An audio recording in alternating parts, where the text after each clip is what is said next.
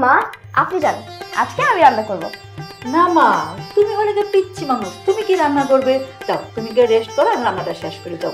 আমার রেস্ট করতে ভালো লাগতেছে না, আমি আপনার সাথে রান্না করবো প্লিজ।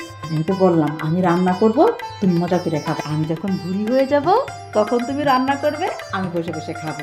তুমি আরাম করো, আমি রান্না করি, ঠিক আছে? কিন্তু মা আমার না ভালো লাগতেছে না, কেমন জানি অস্থির অস্থির লাগতেছে। আচ্ছা মা, একটা কাজ করলে কেমন হয়, আপনি রান্না করেন না, আমি আপনার সাথে গল্প করি, তাই গেল? আচ্ছা ঠিক আছে, আমি রান্না করি, তুমি গল্প করো। কি রান্না করতেছেন মা? এই তো ও গরম, আস্তে গরম আস্তে। না, এটা ধুয়ে দিই না, এটা কেমন একটু ময়লা ময়লা হয়ে গেছে।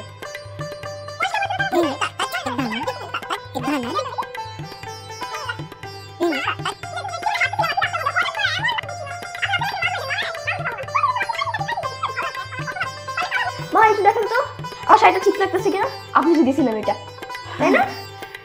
আরে একদম পরীর মতো লাগছে, কালো পরী লাগতেছে তোমাকে। কালো পরি মানে আমি কি কালো? না না না, তুমি তো সুন্দর, একদম পরী, মানে কালো শাড়ি পরছো তো তাই কালো পরী বলছি। না আমি কালো পরি না, আমি যাইতেছি কি সাদা কালো যাবো। না না না না, সাদা শাড়ি পরে আবার আসতে হবে না মা। তুমি এক কাজ করো, আমার মাথাটা না প্রচন্ড ধরছে, মাথাটা ঘুরাচ্ছে। আর জানোই তো মুন্না কত রাগি, এই যে যদি দেখে রান্না করা হয় না পুরা বাড়ির মাথায় নিবে। তুমি ঘরে যেয়ে রেস্ট করো আর রান্নাটা শেষ করো, ঠিক আছে মা? হ্যাঁ যাও, শোনো মা যাও। মা আমি কি খুব বেশি কথা বলে ফেলছি? না না মা, তুমি মোটেও বেশি কথা বলো না, তুমি একদম ঠিক আছে আমার শোনা বৌমা। যাও ঘরে যাও। ঠিক আছে, তাহলে একটু পরে গল্প করবো কিন্তু। আচ্ছা ঠিক আছে, রান্না শেষ হলে বলবো। আচ্ছা রান্না শেষ আমাকে ডাক দিব, হ্যাঁ? আচ্ছা।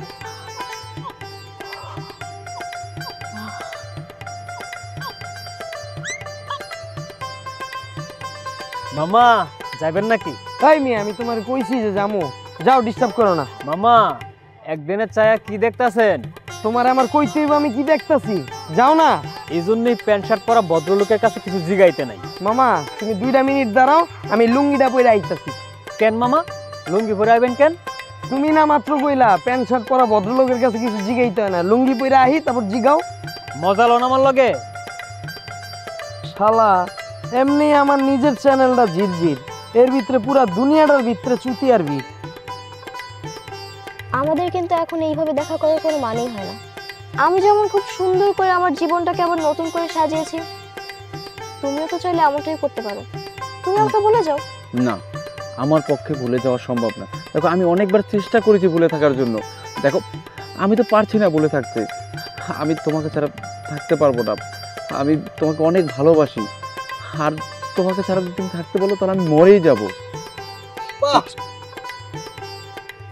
ভালোই তো চলতেছে, টিকিট ছাড়া সিনেমা। বউ আমার ধরে রয়েছে আরেকজন।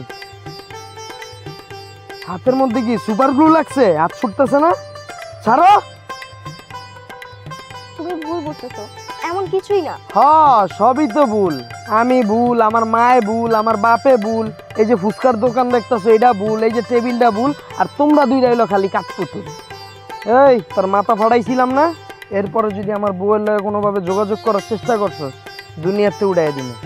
বসে আছো কেন, চলো। আরে বৌমা, বাসার ভিতরে এত অশান্তি শুরু করেছে, আমি একা একা সামলাতে পারছি না মা, তাই তোকে ফোন দিয়ে আসতে বলেছি। তোমার আমি কি দায়িত্ব দিছিলাম? কি দায়িত্ব মানে? মা বলছিলি যে বৌমার চোখে চোখে রাখতে, আর বৌমা যেন বাইরে না যায়। তো বাসা থেকে কেমনে বেরোইছে এটা আমারে বলো। আরে বাবা, আমাকে না বলে আমার থেকে চলে গেছে, আমাকে কাজ নেই। আর মানুষ কি শিকল দিয়ে বেঁধে রাখা যায় নাকি? শিকল দিয়ে বাইধা রাখার দরকার নাই। ও যে লুকায় লুকায় রুবেলের সাথে দেখা করতেছে, তাহলে রুবেলের সাথেই ওর বিয়েটা দিয়ে দাও। আমারে কেন বিয়ে করাইছে এটা আমারে বলো, আমার জীবনটা কেন নষ্ট করতেছো? মা ওরা এসব কি বলতেছে, এই এক্স মেক্স এগুলো কি মানে? তুই থামতে, এখন চুপ কর, তোকে পরে বুঝাই বলবো। শোনো মা, আজকের পর থেকে ও যদি এই বাসার বাইরে পা দেয়, আমি কিন্তু ওর পা ভাইঙ্গা রাইখা দিব। আমার জীবনটা তেজপাতা বানায় ফেলাইছো তোমরা। তোমার একটা দায়িত্ব দিচ্ছি, ওইটাও পালন করতে পারো না। আর ও তো আমার কথাই বুঝে না। তোমাদের যা মন চায় তা করো। না চুপ। বৌমা, তোমাকে কতবার বারণ করেছি যে আমাকে না বলে বাসা থেকে বের হবে না, আর তুমি তোমার আগের স্বামীর সঙ্গে দেখাও করবে না। তুমি ঠিক চুরিতে বাসা থেকে বের হয়েছো এবং আগের স্বামীর সঙ্গে দেখাও করেছো। মা আমি আপনাদেরকে বুঝাইতে পারবো না যে কেন বারবার আমি ওর সাথে গিয়ে দেখা করি। বৌমা, এখন তো নিজ চোখে দেখেছিস তাই না কি অশান্তিতে আমি আছি, এবার বুঝ। তুমি মুন্নার সাথে বসে ঠান্ডা মাথায় সমস্যার সমাধান করার চেষ্টা করো। তোর ভাইয়ের মাথা কি ঠান্ডা দেখতেই তো পেলি তাই না বোমা। মা কতক্ষণ ধরে বসে আছি, খাবার দাও। হাত তো শ্বশুর আব্বা আসুক না, দিচ্ছি। এই তো দিয়ে চলে আসছে। এই দে তো ওই ভাতের ডিশটা দে। আচ্ছা বেলি কোথায়, ও খাবে না? দোলাকে পাঠিয়েছি বৌমাকে ডেকে আনার জন্য, এখনই চলে আসবে। বাবা শুরু করেন। বেলিকে এত করে ডাকলাম, ওনা কোনো সারা শব্দই দিচ্ছে না। ওমা কি বলিস? রাগের মাথায় আবার কিছু কইরা বসলো না তো? তুমি একদম ঠিক বলেছো। বিয়াই আপনার কোনো চিন্তা করবেন না। আরে তাড়াতাড়ি চলো গিয়ে দেখি কি হয়েছে। তাই চলো চলো। আয় বাবা আয়। বৌমা, বেলি মা দরজাটা খোল মা। বেলি দরজাটা খোলো না। আমি খুলবো না, তোমরা আমাকে একটু একা থাকতে দাও। মা পাগলামি করিস না মা, মা খোল না রে মা। বেলি দরজাটা খোলো বেলি, আমরা সবাই তোমার কথা শুনবো। বেলি পাগলামি করো না, তুমি দরজাটা খোলো। আমি তো তোমাদের সবার মাথা ব্যথার কারণ তাই না? এখন তাহলে তোমরা আমাকে কেন রাখতেছো? আমাকে ছাড়া তো তোমরা সবাই খুব ভালোই আছো। বেলি আমরা কেউ ভালো নাই, তুমি বাইরেও না, আমার কথাটা শুনো। আমরা সবাই মিলে তোমার সব কথা শুনবো, প্লিজ বাইরেও। তোমরা যাও তো এখান থেকে, যাও বলতেছি, আমি আসবো না। বেরো মা প্লিজ। এই যে হাই মা। বস মা। মারে কি হয়েছে মা, কেন তুই দরজা বন্ধ করছিলিস বল? কেন পাগলামিটা করছিস বল?